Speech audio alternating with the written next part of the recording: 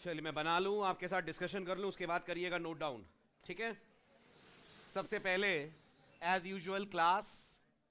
अब header files का नाम मैं नहीं लिख रहा हूँ तब तक जब तक हम आईडी चेंज नहीं करेंगे या कोई नई हेडर फाइल नहीं लगेगी। तो जब तक कोई हेडर फाइल ना लिखूं आप मान कर चलिए एज यूजुअल हम दो हेडर फाइल्स यूज कर रहे हैं। कौन कौन?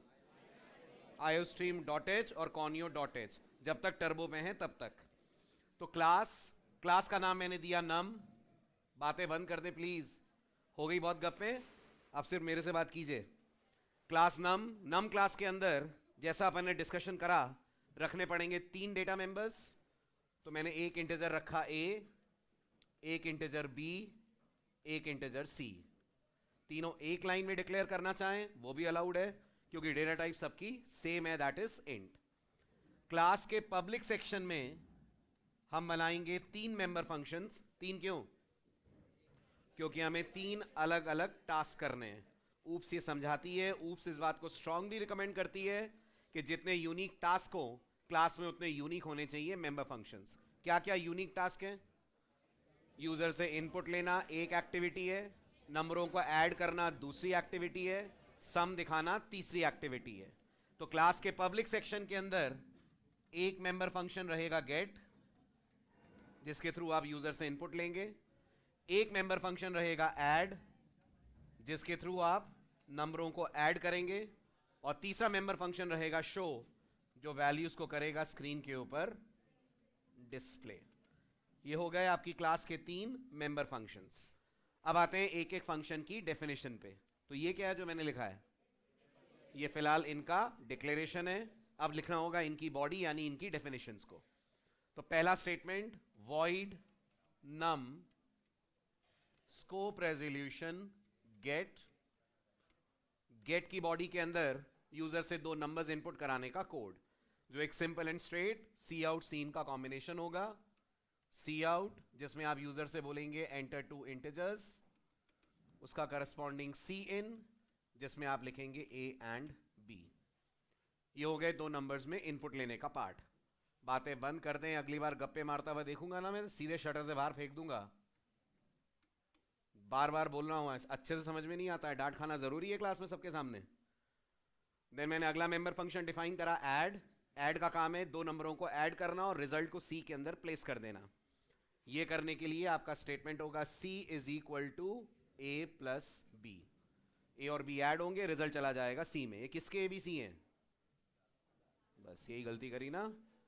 ये उसके ए बी सी हैं जिस ऑब्जेक्ट से हम इसको करेंगे कॉल। ये डेटा मेंबर्स कभी क्लास को बिलोंग नहीं करते, क्लास में ये सिर्फ रहते हैं। ये मेमोरी में तब आएंगे जब क्लास का क्रिएट करा जाएगा ऑब्जेक्ट। वो अभी मैंने बनाया नहीं है, जब बनाऊंगा और उस ऑब्जेक्ट से इस फंक्शन को कॉल करूंगा तब पता चलेगा किसके ए बी और सी हैं। उसके बाद शो फंक्शन को डिफाइन करा जाएगा। So void num scope resolution show. Show की बॉडी के अंदर हमारा स्टेटमेंट होगा cout numbers are A and B, then again cout sum is equals to C. ये हो गया क्लास बनाने का आपका दूसरा part, that is defining the member functions. लेकिन जैसा मैंने आपसे कहा इनमें से कुछ किसी काम का नहीं है जब तक क्लास का ना क्रिएट करा जाए ऑब्जेक्ट। तो अब आपके प्रोग्राम का last part that is main function. तो मेन के अंदर आकर आपका पहला स्टेटमेंट इंट मेन। उसके बाद ऑब्जेक्ट क्रिएट करना। सो I will say num N. क्या होगा जब आप नम एन लिखेंगे? तो कंपाइलर सबसे पहला काम करेगा वो ये चेक करेगा नम कौन है। मालूम चलेगा उसे नम एक क्लास है जिसके अंदर तीन इंटीजर्स हैं by the name of A B and C. तो नम क्लास के तीनों इंटीजर्स की साइज ऐड करके कंपाइलर मेमोरी में एक ऑब्जेक्ट क्रिएट कर देगा जिसका नाम आपके प्रोग्राम की तरफ से रख दिया जाएगा एन। इसके बाद अगर एन चाहता है कि वो इन इनपुट्स इन वेरिएबल्स में इनपुट ले, इन डेटा मेंबर्स में वैल्यू डाले, तो एन इस काम को करने के लिए कॉल करेगा अपने मेंबर फंक्शन गेट को। कैसे कॉल करेगा? Get an dot gate. जब भी मेंबर फंक्शन कॉल होता है हमेशा कॉल करते वक्त ऑब्जेक्ट का नाम, मेंबर एक्सेस ऑपरेटर और मेंबर फंक्शन का नाम, तीनों चीजें आप लिखेंगे। तो हमारा स्टेटमेंट हो जाएगा एन डॉट गेट तो गेट फंक्शन एग्जीक्यूट होना स्टार्ट होगा, यूजर से दो नंबर लिए जाएंगे जो प्लेस हो जाएंगे इनसाइड ए एंड बी। किसके ए और बी? किसके ए और बी? एन के ए और बी, क्योंकि इस वक्त गेट फंक्शन का कॉल एन ऑब्जेक्ट के जरिए दिया जा रहा है। उसके बाद एन डॉट ऐड, तो कंट्रोल चला जाएगा ऐड में, ए और बी का सम होगा और रिजल्ट चला जाएगा सी के अंदर। इसके बाद आप रिजल्ट डिस्प्ले करेंगे तो आप लिखेंगे N dot show, show execute होगा, यूजर के सामने नंबर्स डिस्प्ले होंगे और साथ में डिस्प्ले होगा उनका सम। इसके बाद कोड पॉज करना चाहें तो as usual get C H, ना करना चाहें तो आप इसे ड्रॉप कर सकते हैं। और क्योंकि सी प्लस प्लस है तो आपका आखिरी स्टेटमेंट रिटर्न 0। उतारिए, फिर इसमें करते हैं चेंजेस और करते हैं पॉइंट्स को डिस्कस।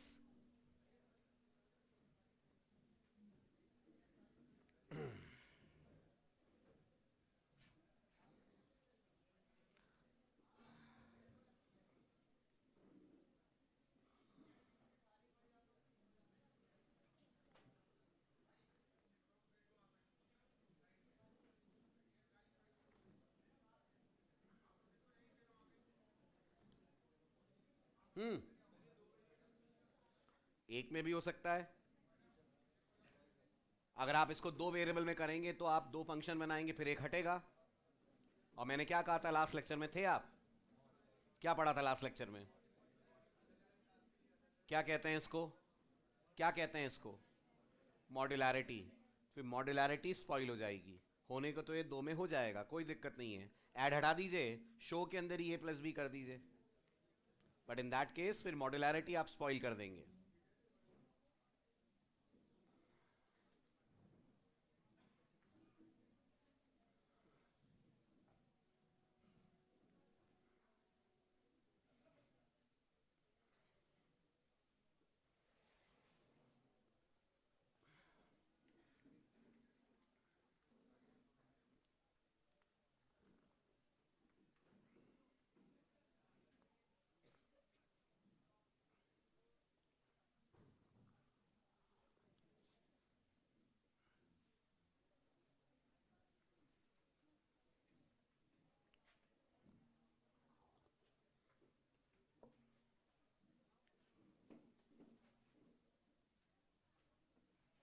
हो गया?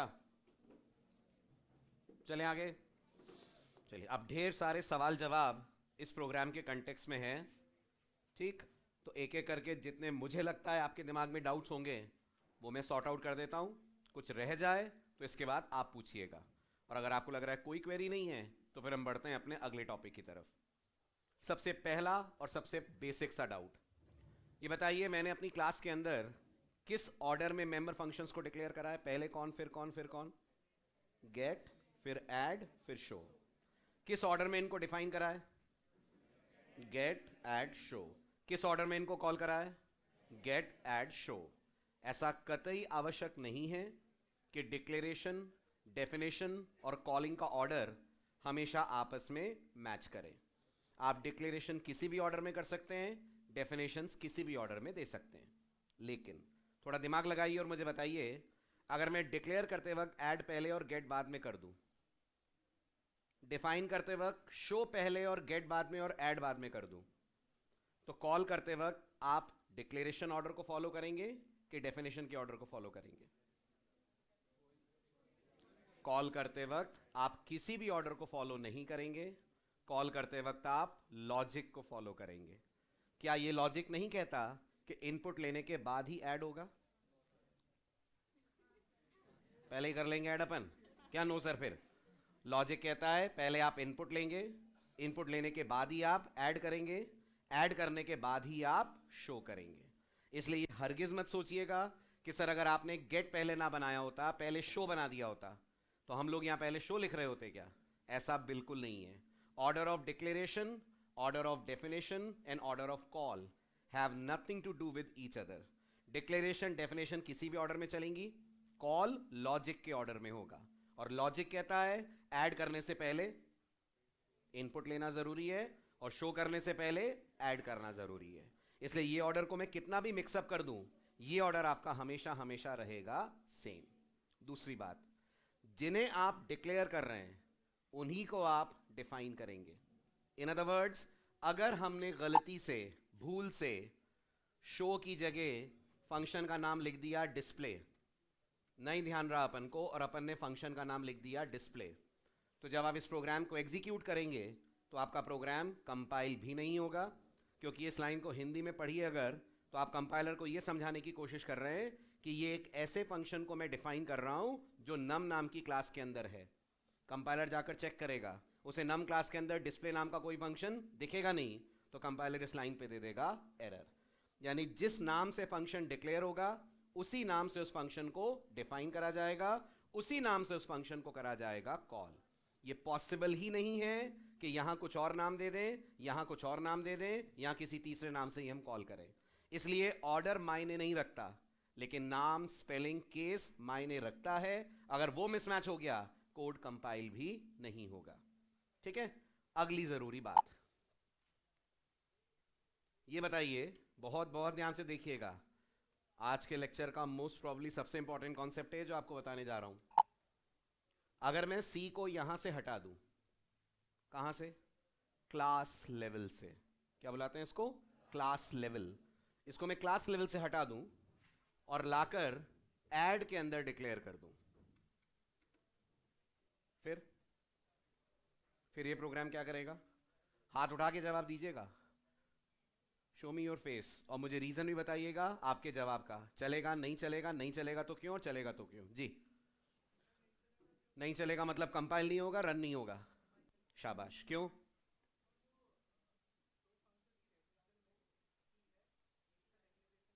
उसका डिक्लेरेशन नहीं है। किसका? सी का, ये वाला। तो ये है तो उधर है, इधर नहीं। इसको अच्छे शब्दों में कैसे? बैठ जाओ, बैठ जाओ, बैठिए बैठिए बैठिए। बिल्कुल सही बोल रहे हैं, बस थोड़ा हिंदी में बोल रहे हैं, थोड़ा technical language. Your good name? Hemant. थोड़ा सा टेक्निकल वर्ड्स में, इधर है इधर नहीं है मतलब इसको कैसे बोल सकते हैं? कोई वहां से हाथ उठा रहा है जी। और इसको दूसरे शब्दों में बोले तो सी ऐड का लोकल वेरिएबल है, और जब कोई फंक्शन के अंदर लोकल वेरिएबल बनता है तो वो दूसरे के अंदर अवेलेबल नहीं होता है। तो जब आप यहां बोलेंगे sum equal to C, compiler इस सी को दो जगह ढूंढेगा। बताओ कहां कहां? एक तो इसके अंदर, किसके अंदर? शो के अंदर। ना मिलने पर क्लास के अंदर। और कंपाइलर ये गलती कभी नहीं करेगा कि वो सी को ढूंढता ढूंढता गेट या ऐड की बॉडी में चला जाए। इसलिए अगर यहां कोई वेरिएबल बना तो वो सिर्फ ऐड के अंदर यूज होगा, वो फिर शो और गेट किसी के लिए अवेलेबल नहीं है। तो फिर हम ये मान लें सी डबल प्लस में इस लेवल पे, लोकल लेवल पे कोई वेरिएबल बनते ही नहीं है। बनते हैं। बहुत अच्छा जवाब, बनते हैं। अब इसके लिए आप अपने आप से हमेशा एक सवाल करेंगे क्लास बनाते वक्त कि मैं जो यहां डेटा मेंबर डिक्लेयर कर रहा हूं, क्या इसकी जरूरत मुझे एक से अधिक मेंबर फंक्शन में है? अगर इस सवाल का जवाब आता है हां, तो वो data member declare class level पे होगा। और अगर आपको लग रहा है नहीं, इसकी जरूरत मुझे सिर्फ एक फंक्शन के अंदर है, एक मेंबर फंक्शन में है, तो जबरदस्ती उसे क्लास में डिक्लेयर करके ऑब्जेक्ट की साइज बढ़ाने का कोई सेंस नहीं बनता। फिर बेटर है आप उसको डिक्लेयर करें किसी मेंबर फंक्शन के अंदर लोकली। जैसे मैं आपको अभी एक आध दो दिन में फैक्टोरियल का प्रोग्राम कराऊंगा ऑब्जेक्ट ओरिएंटेड वे में। जब फैक्टोरियल का कोड आप लिखेंगे तो लूप लगेगा। जब लूप लगेगा तो एक वेरिएबल चाहिएगा जो लूप को कंट्रोल करे। अगेन मोस्ट प्रॉब्ली वो वेरिएबल आई होगा। दैट डजंट मेक सेंस कि आप आई को यहां डिक्लेयर करें एट द क्लास लेवल, क्योंकि उस आई वेरिएबल की जरूरत ना इनपुट लेने वाले को होगी ना शो करने वाले को होगी। उसकी जरूरत सिर्फ उस फंक्शन को होगी जो लूप चला के फैक्टोरियल कर रहा है, कैलकुलेट। इसलिए सी डबल प्लस कहती है थोड़ी समझदारी से डेटा मेंबर्स डिक्लेयर करे जाने चाहिए। उन मेंबर्स को हमेशा क्लास लेवल पे डिक्लेयर करो जिनकी जरूरत, कंप्लीट द स्टेटमेंट, एक से ज्यादा मेंबर फंक्शन में है।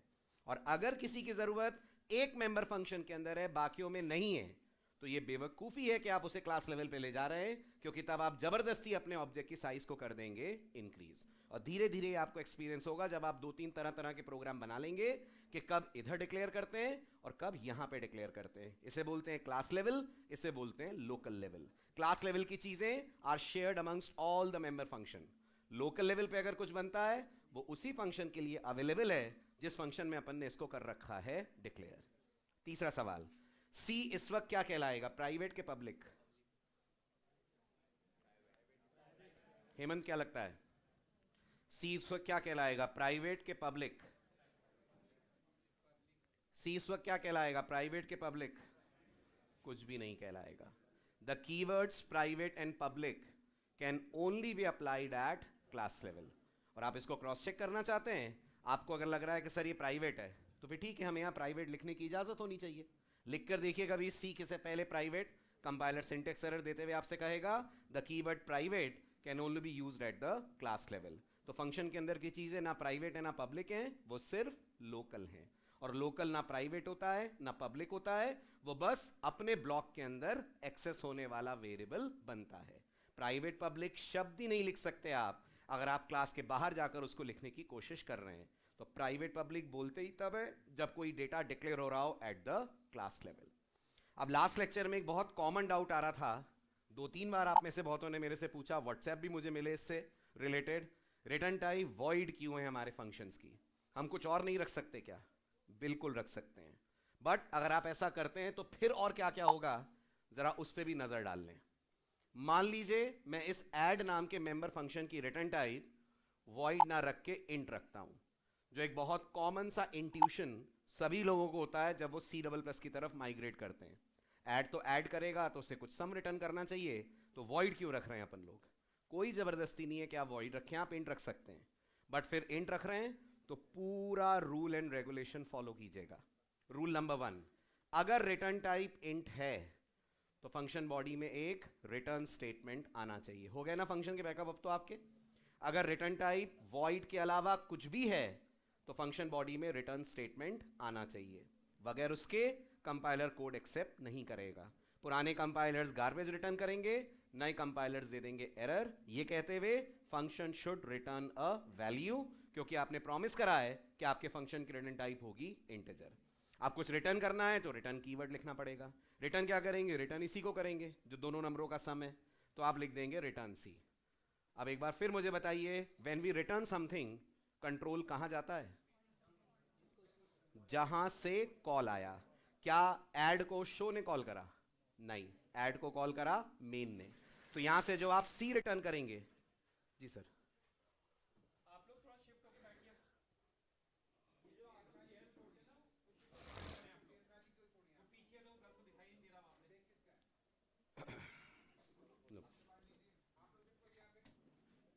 आप लोग जितने भी स्टूडेंट्स बैठते हैं क्लास में वो शिफ्ट करके बैठिए करिए फटाफट, क्योंकि पीछे वाले क्या बहुत पीछे हो जाते हैं फिर वहां से।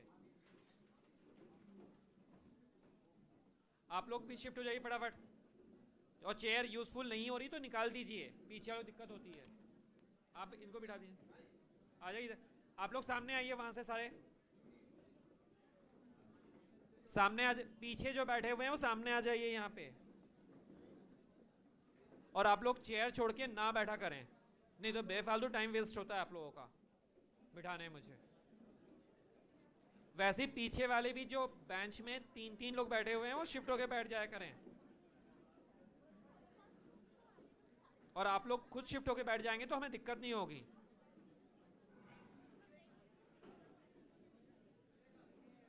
आप लोग जो पीछे बैठे हैं वो सामने आइए इधर पे। अरे तो चेयर निकाल दीजिए वहां से।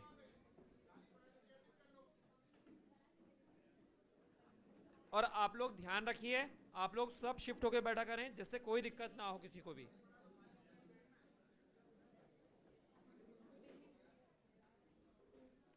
बैठ गए?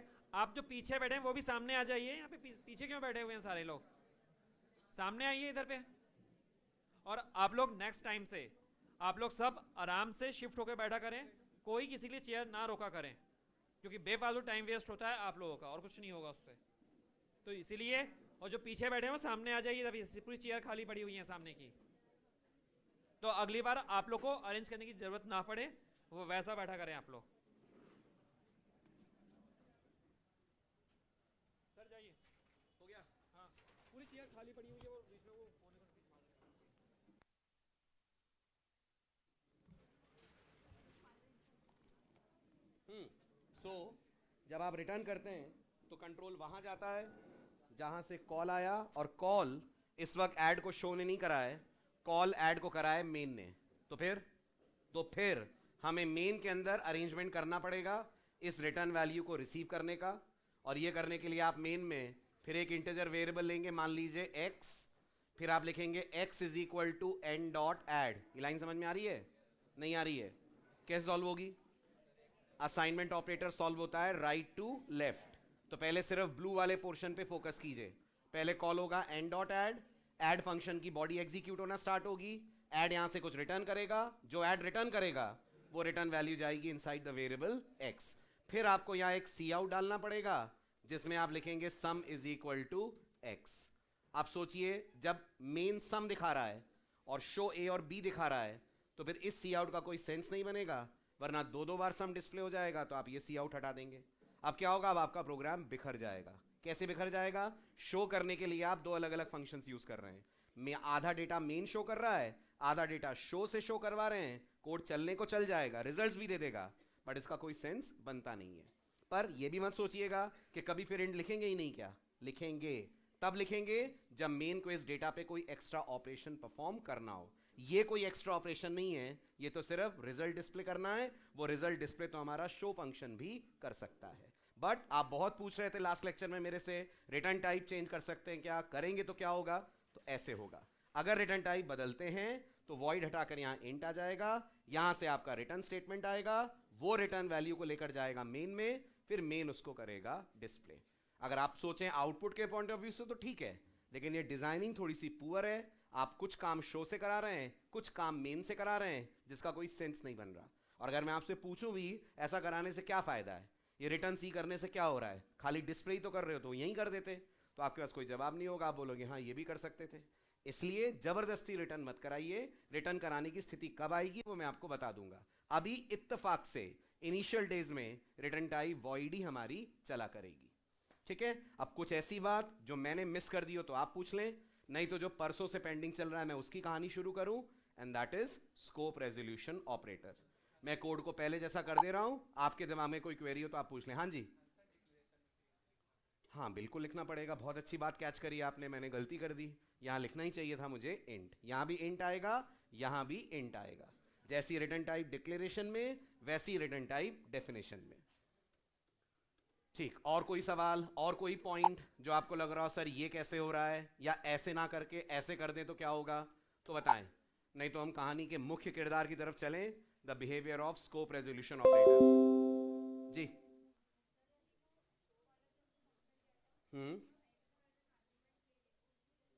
उसको हम x एज एन आर्ग्यूमेंट भेज दें तो मतलब पहले यहां से वैल्यू यहां जाए, फिर यहां से यहां जाए, तो उससे क्या फायदा होगा? मैं समझा नहीं।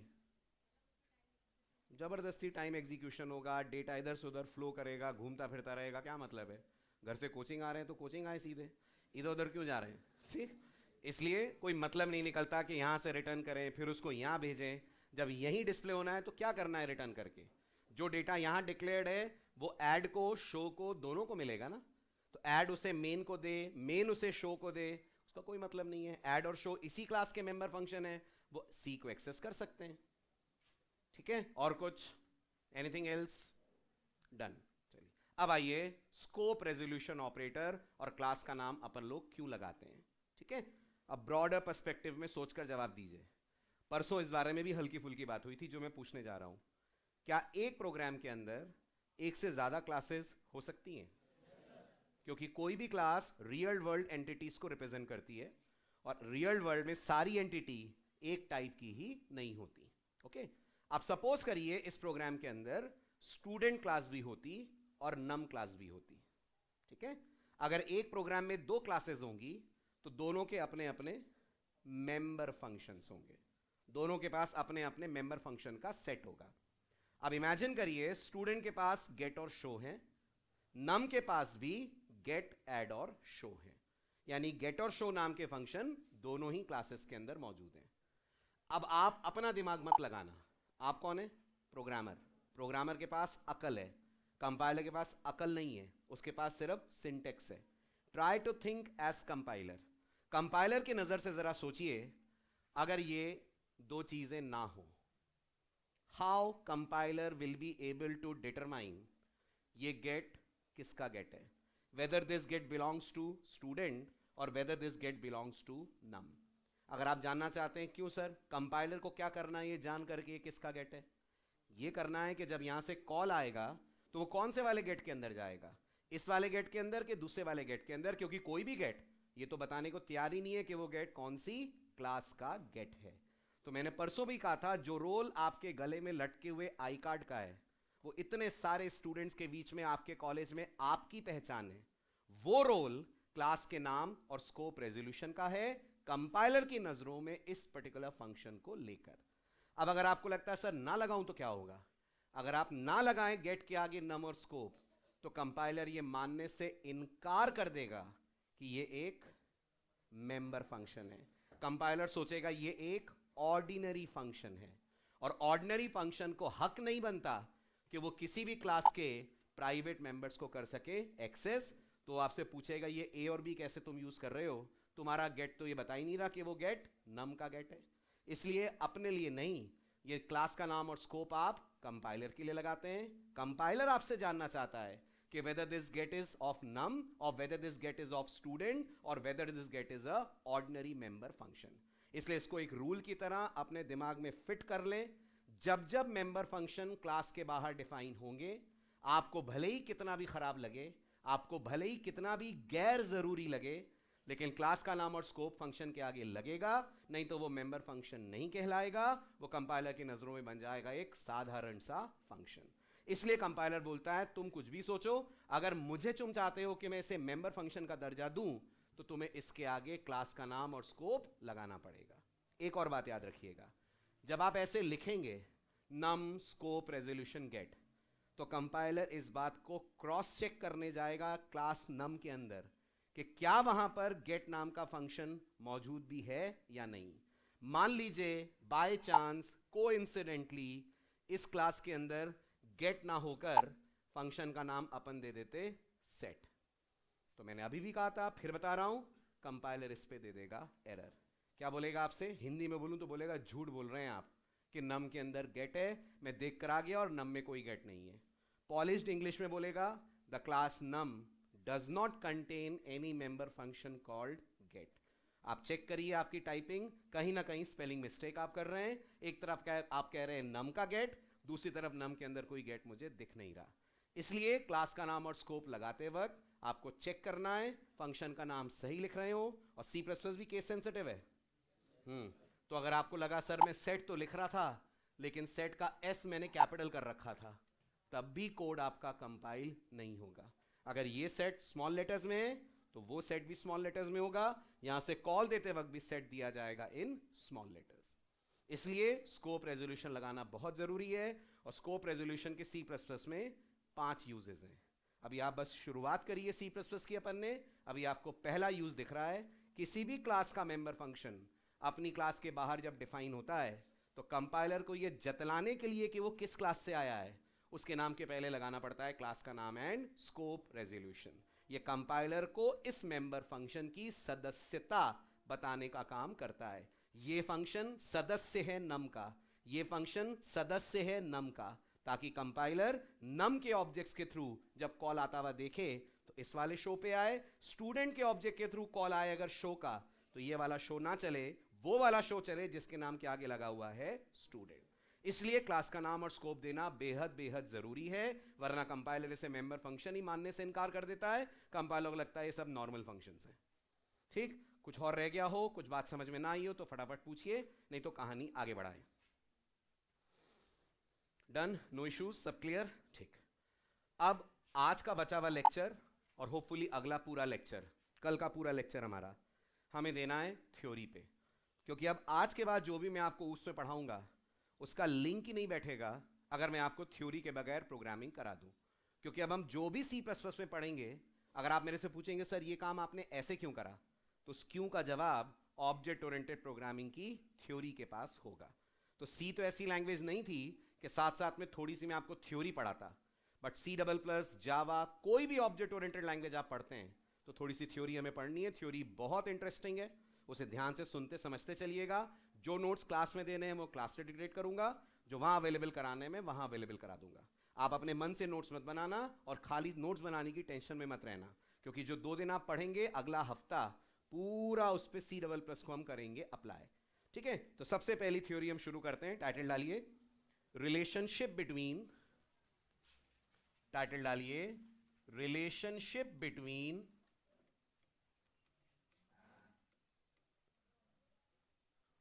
object oriented programming and C++। बताइए जरा टाइटल पढ़ के क्या पढ़ने जा रहे हैं अपन, कुछ अंदाजा लग रहा हो आपको अगर तो। आप सबसे पहले ये पढ़ने जा रहे हैं ऊप और C++ एक ही चीज है कि अलग अलग चीजें हैं, और अगर अलग अलग चीजें हैं तो इनमें आपस में एसोसिएशन क्या है। तो इस सवाल का जवाब देने से पहले एक दूसरे सवाल को मैं आपसे पूछता हूं, आप उसका जवाब दीजिए। और बहुत सिंपल सा सवाल है, वही जवाब इसका भी जवाब होगा। ऊप्स एंड C++ आपस में कैसे रिलेटेड है ये बताइए। What is data type and what is the meaning of int. ये भी बताइए what is loop, what is the meaning of for.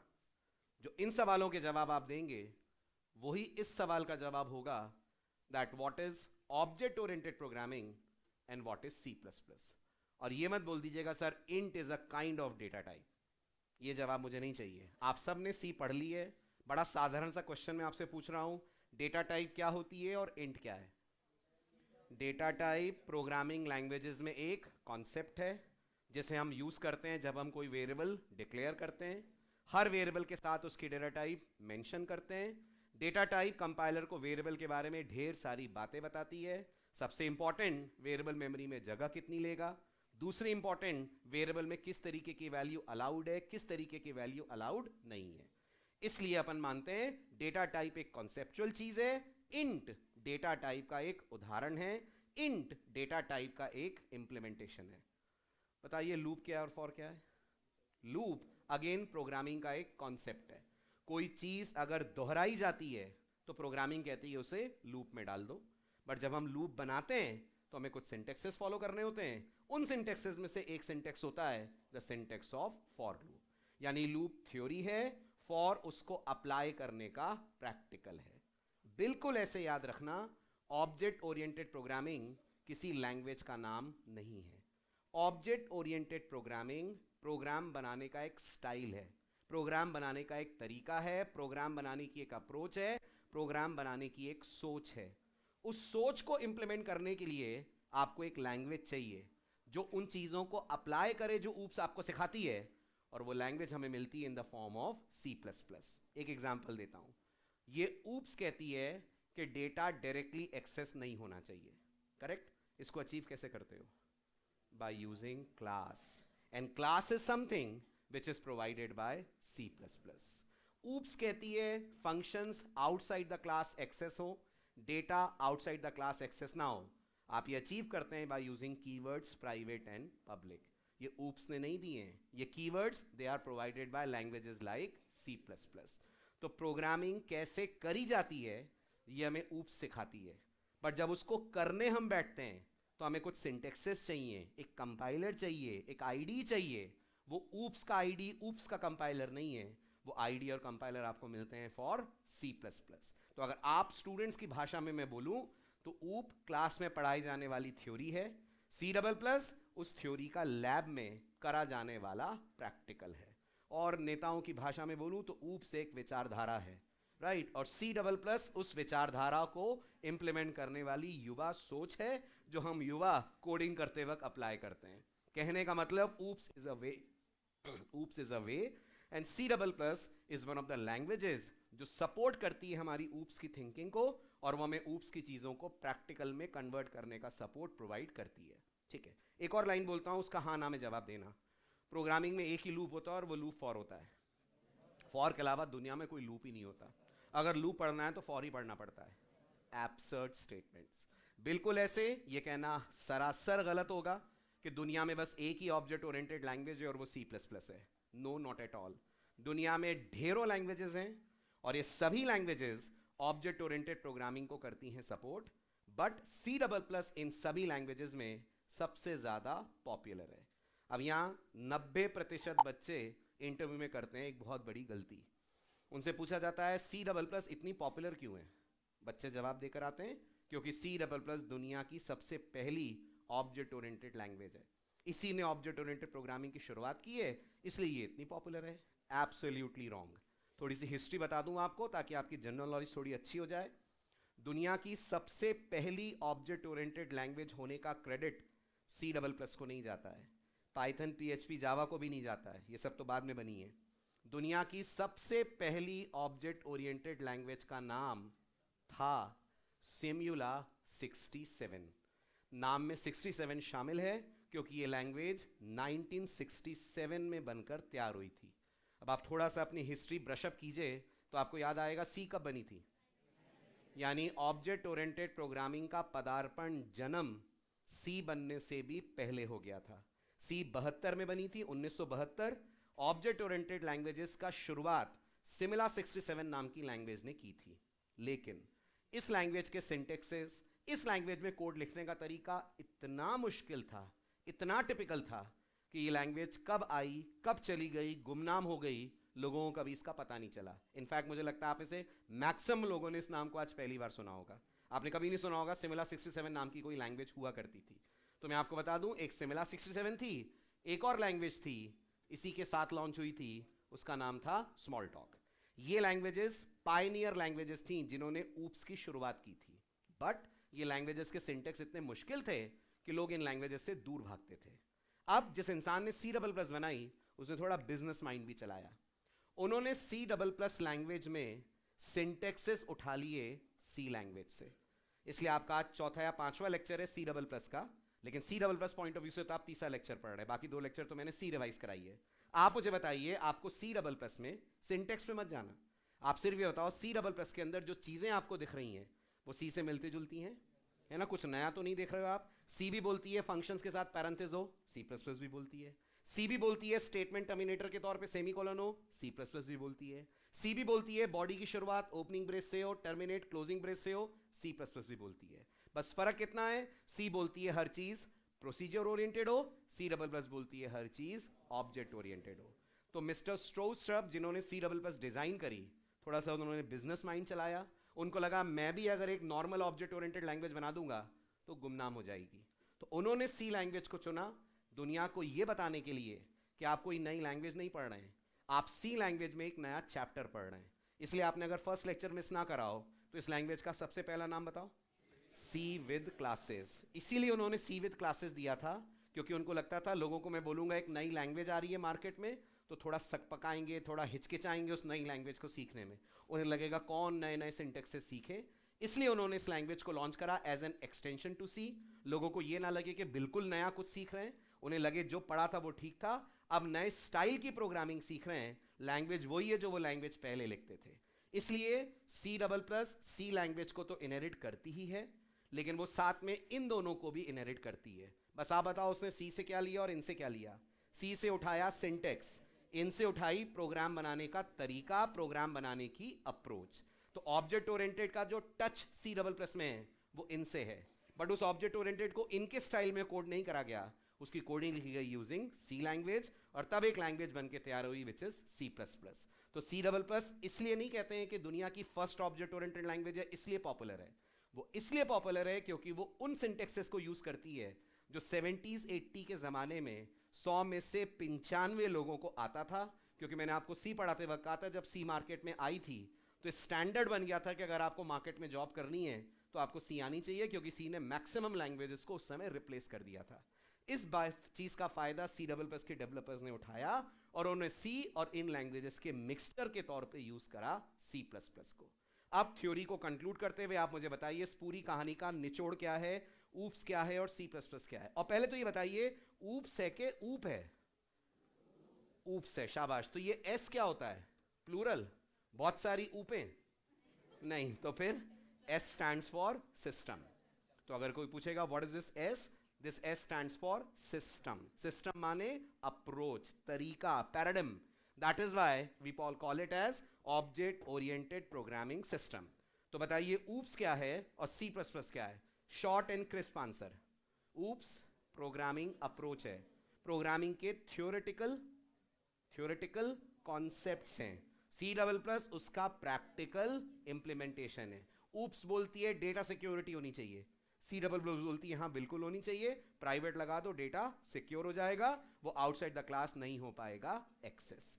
इस तरह से हम मानते हैं oops is a set of principles and C double plus is a language which implements those principles. लिखिए फटाफट. Relationship between object oriented programming and C++. लिखिए, it is a very common confusion. It is a very common confusion amongst beginners. It is a very common confusion amongst beginners that C++ and oops are one and same. C++ and oops are one and same, which is not at all true. Which is not at all true. Full stop. The term oops, bracket में full form लिख लीजिए, object oriented programming system. Object oriented programming system, bracket बंद, is a programming methodology which teaches us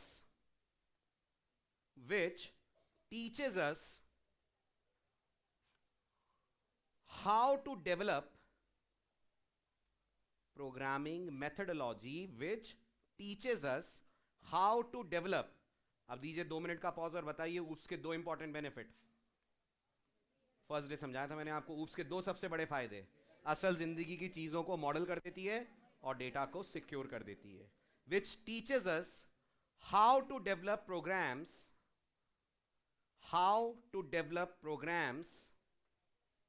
which are secure as well as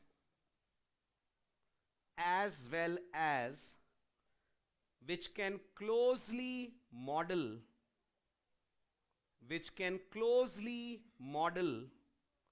real world situations.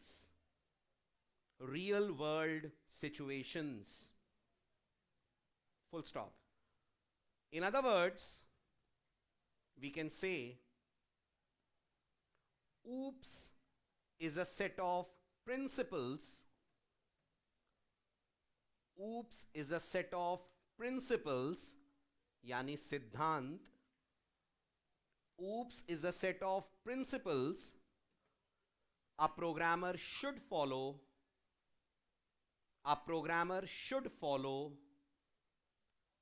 while developing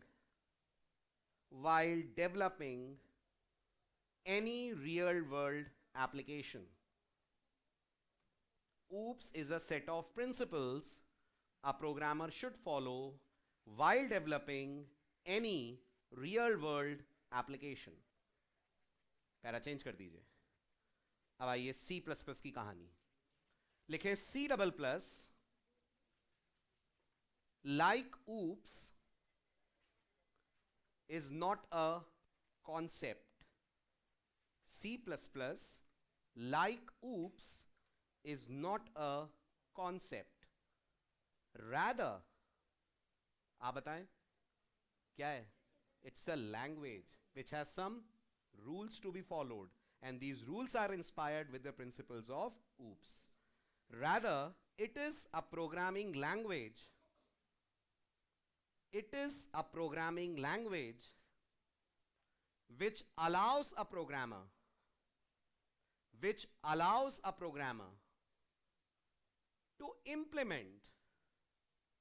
to implement the concepts or principles of oops, which allows a programmer to implement the concepts or principles of oops. कोई example दीजिए. बार bar code कर रहा हूं मैं, उसी को repeat कर दीजिए. oops कहती है डेटा सिक्योर हो. C डबल प्लस सिक्योरिटी के लिए देती है private. For example, to implement data security concept of oops. For example, to implement data security concept of oops, For example, to implement data security concept of OOPS, comma, C++ allows us C++ allows us to declare data members in a class as private. To declare data members in a class as private. Last line, full stop karke. Thus we can say that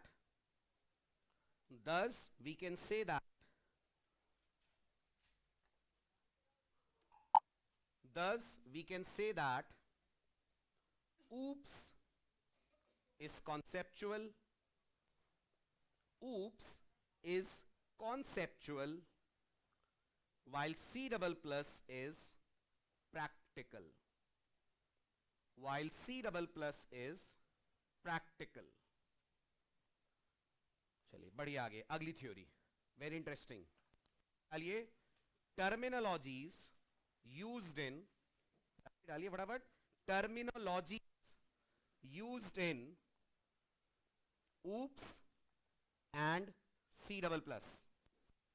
terminology, शब्दावली, vocabulary used in oops and C++.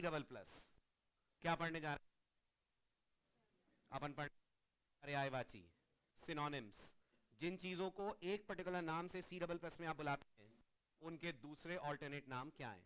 और ये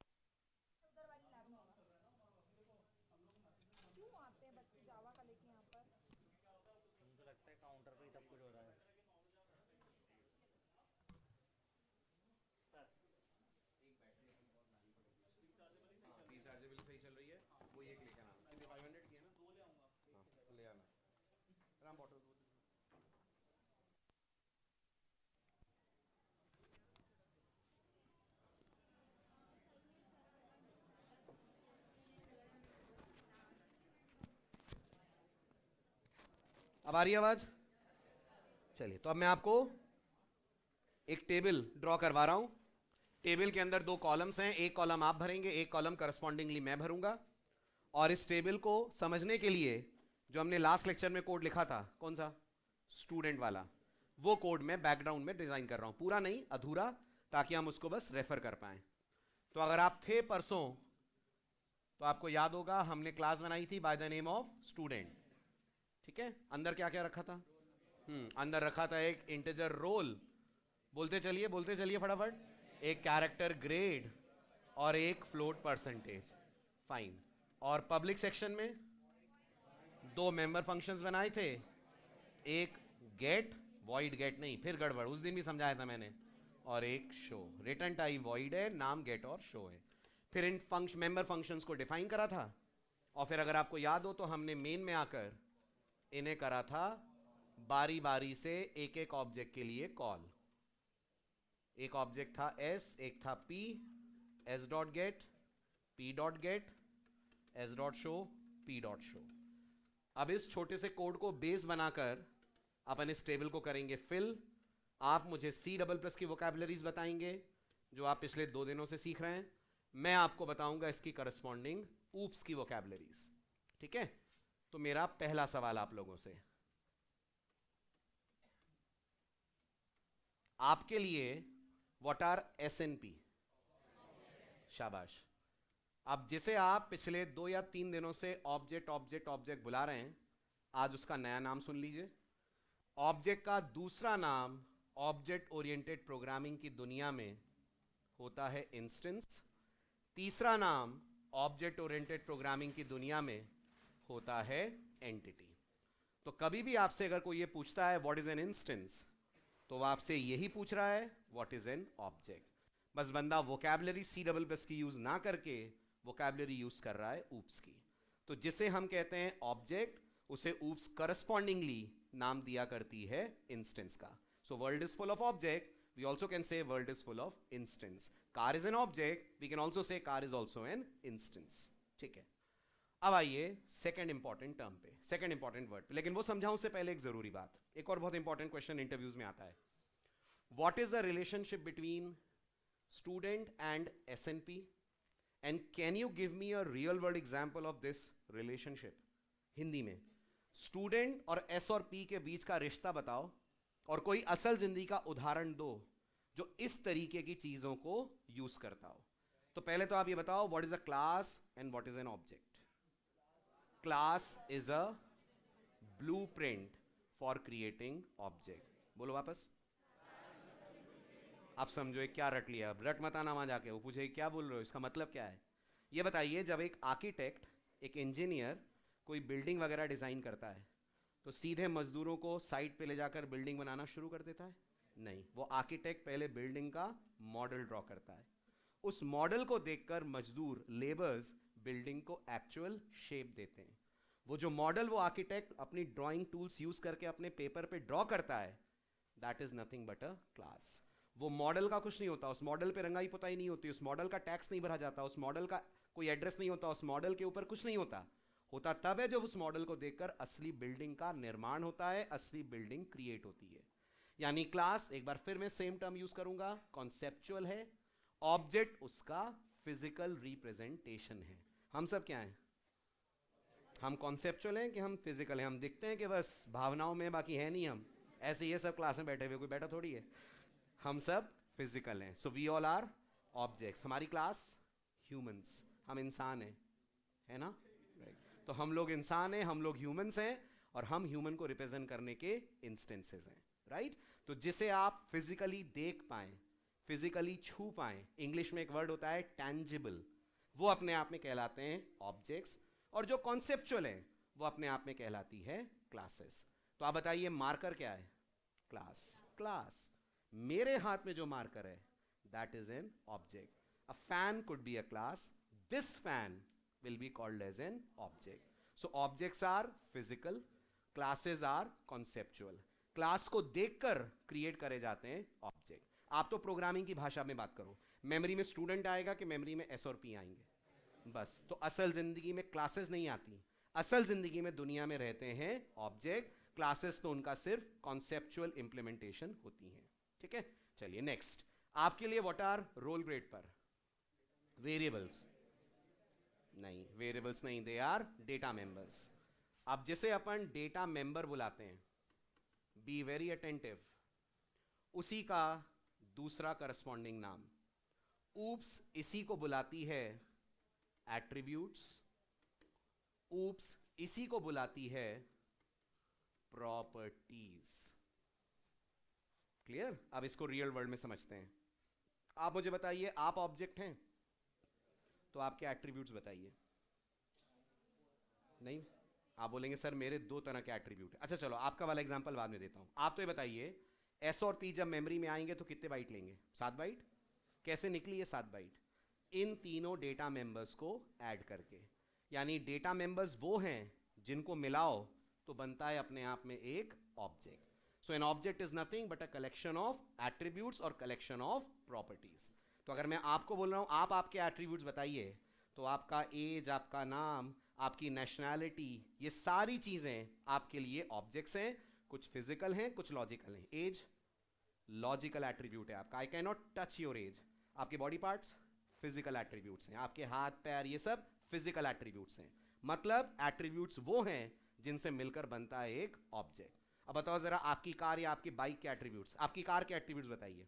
मान लीजिए car है आपके पास, बड़ी आलीशान BMW, आप उसके एट्रीब्यूट्स बताइए। आपकी कार का रंग, आपकी कार की कीमत, आपकी कार का model, they all are attributes of your car. So attributes are something जो एक ऑब्जेक्ट की वैल्यूज होती हैं, जिनसे मिलकर एक ऑब्जेक्ट होता है क्रिएट। चलो अब एक ऊप्स का पॉपुलर क्वेश्चन का आंसर दो।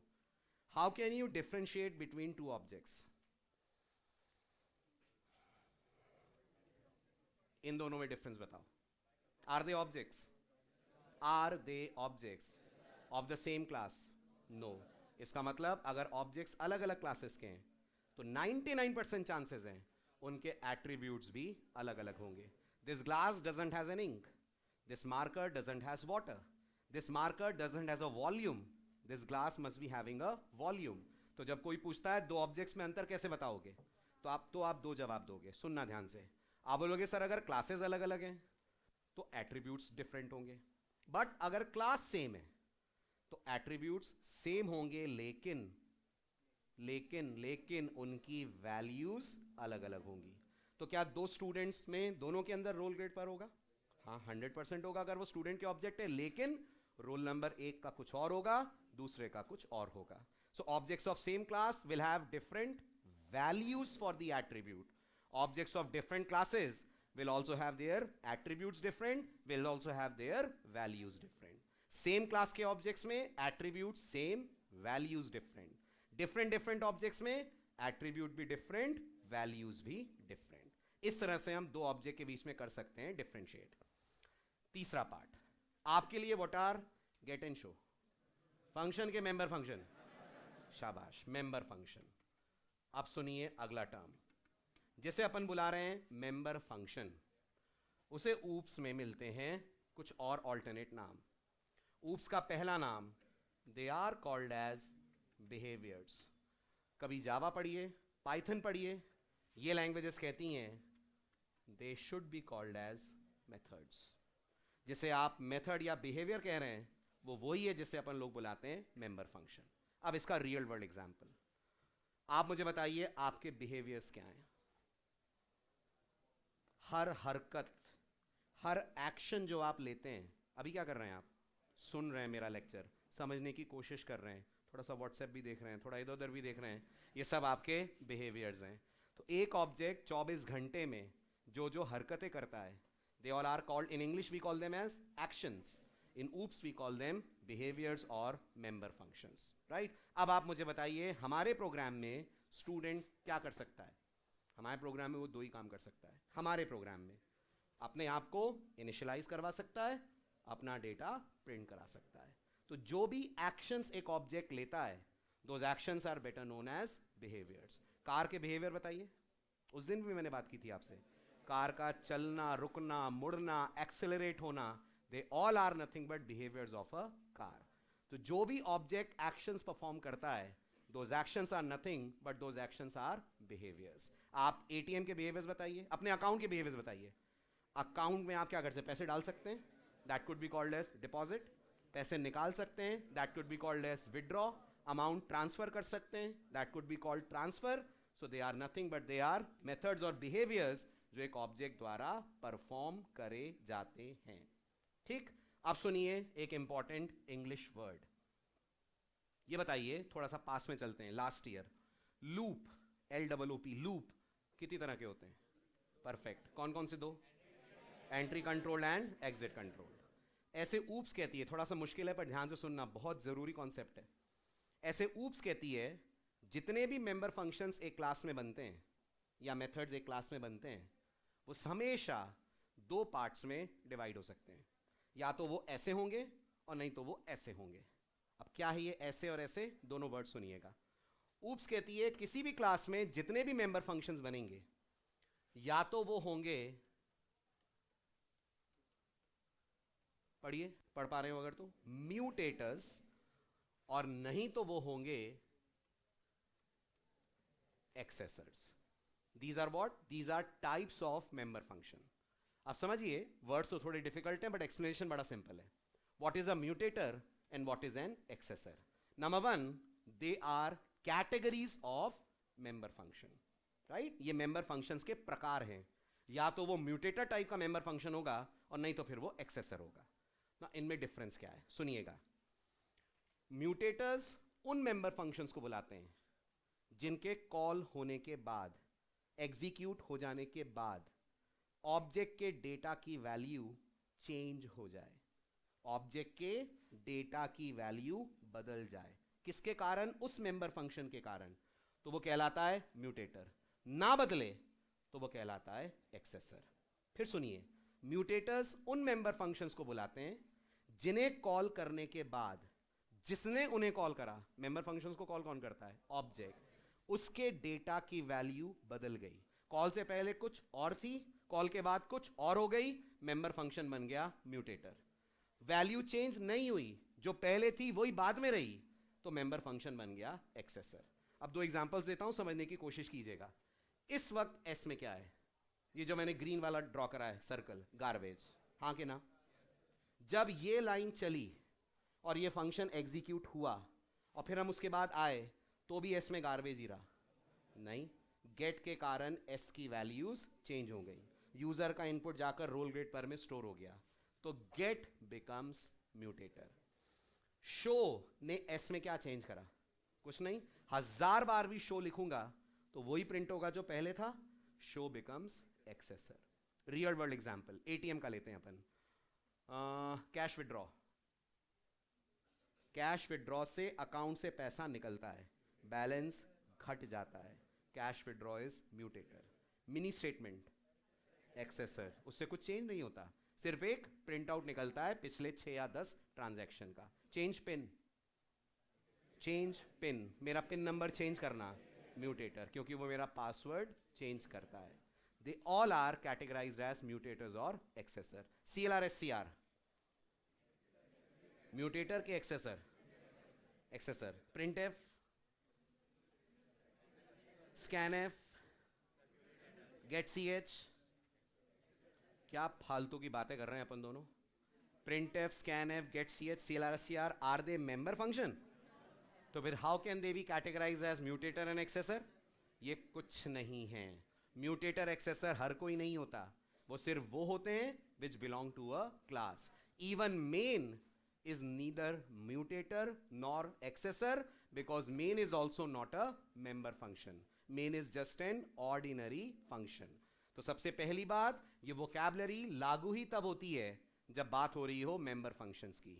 Without member functions, we don't use the words mutator and accessor. जैसे अभी आज आपने एक नई चीज पढ़ी, without class, we don't have public and private. बगैर क्लास के पब्लिक प्राइवेट नहीं लिखा जाता। ऐसे ही बगैर member functions के कभी म्यूटेटर एक्सेसर की बात ही नहीं होती।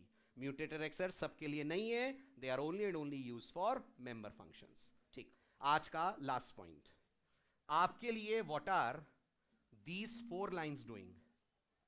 S dot get, P dot get, ये सब पूछ रहा हूं, ये क्या है?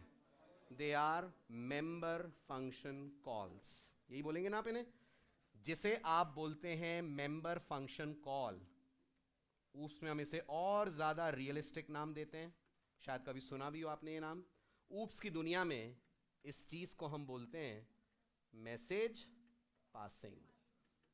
अब आप बताइए, असल जिंदगी में ऑब्जेक्ट्स मैसेजेस पास करते हैं एक दूसरे को? आप लोगों से बात करते हैं? When you talk to others either by using your voice और by using your mobile phone, we say आप और दूसरे के बीच में हो रही है मैसेज पासिंग। तो जैसे असल जिंदगी में ऑब्जेक्ट्स बात करते हैं, ऐसे ऊप्स में भी जब ऑब्जेक्ट मेंबर फंक्शन को कुछ करने को कहता है तो हम ऊप्स में कहते हैं ऑब्जेक्ट मेंबर फंक्शन को मैसेज पास कर रहा है। यानी अगर आप किसी C++ के प्रोग्रामर से इस लाइन का मतलब पूछोगे, बड़ा रूखा रूखा सा जवाब हो देगा। ये लाइन कुछ नहीं, एस डॉट गेट का मतलब है एस अपने मेंबर फंक्शन गेट को कॉल कर रहा है। किसी ऊप्स के बंदे से पूछो, बड़े प्यार से आपको थ्योरेटिकली समझाएगा, एस डॉट गेट का मतलब है एस अपने मेंबर फंक्शन को एक मैसेज पास कर रहा है to perform the activity of input. S अपने मेंबर फंक्शन शो को मैसेज पास कर रहा है to perform the activity of output. तो जब ऑब्जेक्ट मेंबर फंक्शन को कॉल करता है, जब ऑब्जेक्ट उसे कुछ करने को कहता है, तो हम मानते हैं ऑब्जेक्ट उसको मैसेजेस कर रहा है पास। ठीक है, अब अगला सवाल। एक तो जवाब मुझे प्योर इंग्लिश में चाहिए, जो मैं पूछूंगा उसका जवाब प्योर इंग्लिश में दीजिएगा, हिंदी नहीं।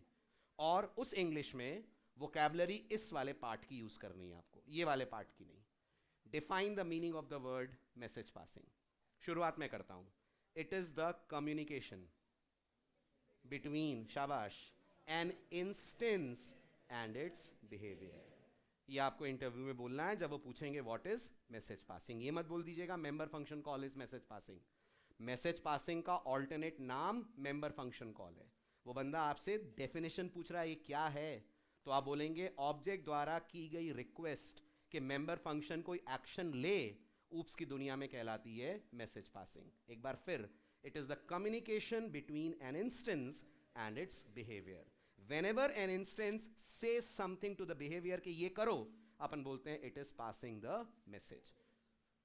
क्लियर? तो आपका गाड़ी मोड़ना मैसेज पासिंग है, गाड़ी का स्टीयरिंग मोड़ना मैसेज पासिंग है। आप कमांड दे रहे हैं गाड़ी को कि मोड़ो, बोलकर नहीं लेकिन अपने एक्शन से, so that is message passing. Bike पे किक मारना मैसेज पासिंग है। जो आप एक्शंस लें दे आर बिहेवियर्स, और वो एक्शंस ऑब्जेक्ट के लिए हैं तो they become message passing.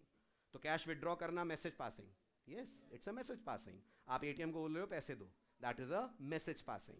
Message passing is always communication between N instance and its behaviour. Clear? Done? ये है इंपॉर्टेंट वोकैबुलरीज जो आपको ऊप्स के बारे में याद रखनी है। बना लीजिए फटाफट टेबल।